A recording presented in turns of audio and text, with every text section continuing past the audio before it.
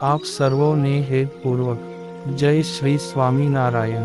આજની સત્સંગ કથા વાર્તા નિજ મંદિર સાવરકુંડલા। જય શ્રી સ્વામિનારાયણ। આજે આપણે ગામ પડાસણના દિવ્ય પ્રસંગની ઝાંખી અતિ ભાવે કરીશું। સંવત 1965ના વર્ષમાં ગઢપુર માંગ શ્રી હરિએ દેવ પોઢી એકાદશીનો તેમજ જન્માષ્ટમીનો ઉત્સવ ધામધૂમથી કર્યો અને સર્વ સંતો ભક્તો અને ગઢપુર વાસીઓને દિવ્ય દર્શન દીધું। સર્વે સંતોના મંડળોને સત્સંગ વિચરણ કરવા જવાની આજ્ઞા કરી, એટલે સંતોના મંડળો શ્રી હરિના દર્શન કરીને ચાલ્યા। સદ્ગુરુ સ્વરૂપાનંદ સ્વામી પણ પોતાના મંડળ સાથે વિચરણ કરતા કરતા સરદાર પાસેના પાડાસણ ગામે આવ્યા। આ ગામમાં ગામધણી સરતાન સિંહજી બાપુ બહુ મુમુક્ષુ હતા। એમને જીગર જાન મિત્ર સમા વડાળી ના મેઘાભાઈ, ખાંભા ના જેઠારુભાઈ, કાંકશિયાળી ના હકાભાઈ નામે 3 મિત્રો હતા। આ ચારેય પોતે દૈવી જીવ હોય, પોતાના કલ્યાણ સારું કાયમ જ્યાં કોઈ સત્પુરુષના દર્શન થાય ત્યાં એમના પાસે જઈને તપાસ કરતા, પણ અત્યાર સુધી એમને બેખમામ પાખંડ અને આડંબરના જ દર્શન થયા હતા। આજે પાડાસણ ગામમાં નવા સ્વામિનારાયણ સંપ્રદાયના કોઈ સ્વરૂપાનંદ નામે સાધુ ગામમાં પધાર્યા છે, એવા દરબાર સરતાન સિંહજીને ખબર પડતા તેઓ પોતાના મુમુક્ષુ ભાવે તુરંત જ ત્યાં આવ્યા। સદ્ગુરુ સ્વરૂપાનંદ સ્વામીના દર્શન થતાં જ સરતાન સિંહજી બાપુને મનમાં અલૌકિક શાંતિ થઈ, ધીર ગંભીર, ત્યાગ વૈરાગ્યની મૂરત સમા અને પ્રભુ ભજનમાં જરત એવા સંતના દર્શન થયા। પોતાને મનમાં થયું કે હજુ સુધી સ્ત્રીધન ના ત્યાગી અને અષ્ટ પ્રકારે બ્રહ્મચર્ય વ્રતધારી આવા પવિત્ર સંતો તો ક્યારેય દેખ્યા જ નથી। સરતાન સિંહજીએ પોતાના 3 મિત્રોને પણ તેડાવ્યા અને ચારેય સ્વામી પાસે આવ્યા અને પ્રણામ કરીને બોલ્યા કે અમે ચારેય સંપ્રદાય અને 52 પીઠ માંગ સાચા સંતને ખોળવા સારું બહુ ભમ્યા છીએ, પરંતુ આપ તો શુક નારદ સમાન લાગો છો, આપ અમને આપનો પરિચય જણાવો।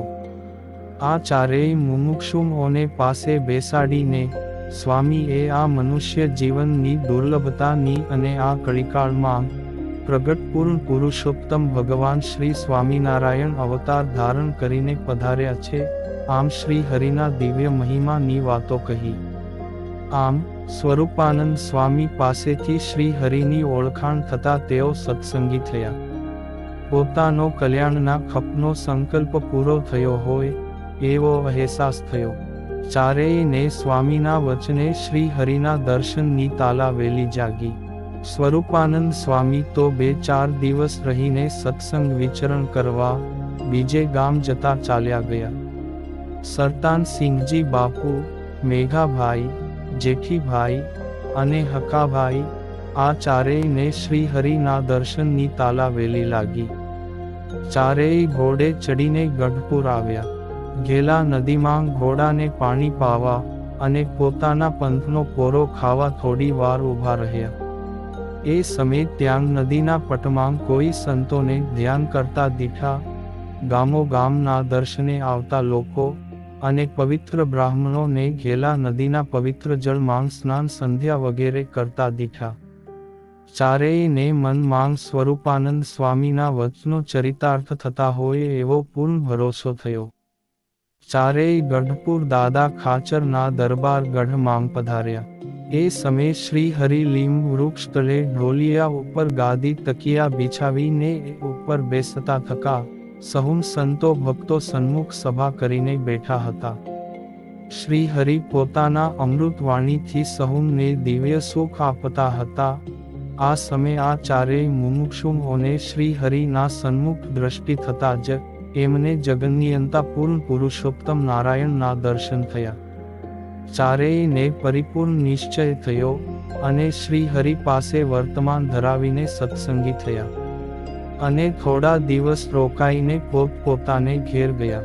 આ પાડાસણના રાજા એવા સરતાન સિંહજી અવારનવાર શ્રી હરિના દર્શને ગઢપુર પધારતા। શ્રી હરિને પોતાને ગામ પધારવા સારું વિનંતી પણ કરતા, ત્યારે શ્રી હરિએ એમને કોઈક દિવસે પધારશું એવો કોલ દીધેલો. સંવત 1879 માં શ્રી હરિ જ્યારે ભુજ માં શ્રી નર નારાયણ દેવની મૂર્તિ પ્રતિષ્ઠા કરવા સારું ગઢપુરથી સદ્ગુરુ મુક્તાનંદ સ્વામી, ગોપાળાનંદ સ્વામી, બ્રહ્માનંદ સ્વામી, દાદા ખાચર, સુરા ખાચર, સોમલા ખાચર, કાકાભાઈ, પુંજાભાઈ અને ખોડાભાઈ આદિ સાથે ચાલ્યા, ત્યારે સરતાનસિંહજીનો સંકલ્પ પૂરો કરવા પાડાસણ ગામે પધાર્યા હતા અને તેઓને પોતાના દિવ્ય દર્શનનું સુખ આપ્યું હતું. આ પુનિત પાવન પ્રસંગ શ્રી હરિ લીલામૃત કળશ 6, વિશ્રામ 27 માંથી વાંચી સંભળાવેલ છે. જય શ્રી સ્વામિનારાયણ.